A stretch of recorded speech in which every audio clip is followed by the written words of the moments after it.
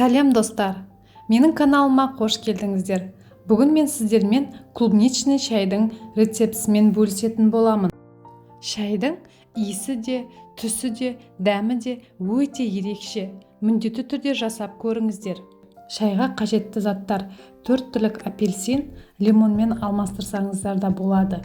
Жалбыз, қара шай және құлпынайдан жасалынған мынадай сироп, сонымен қатар 3-4 свежий құлпынай немесе тоңазытқышта сақталған құлпынай.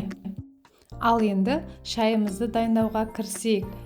Ең алдымен шайнекке жалбызымызды саламыз. Содан кейін апельсинді саламыз. Содан кейін шайымызды салып, құлпынайымызды және құлпынайдан жасалынған сиробымызды құямыз. Содан кейін шайнегімізге қайнап тұрған ыстық суды құйып, шайнектің бетін жауып, 10 минутке бұқтырып қоямыз.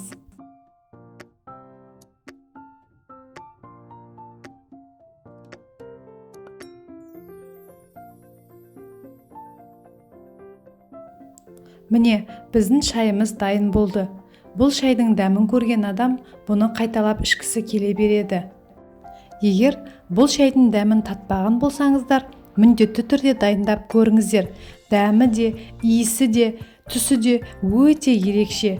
Менің отбасымның ең сүйікті шайы болып табылады. Сіздермен болған Айзат Мұсагулованың пайдалы кеңестері каналы.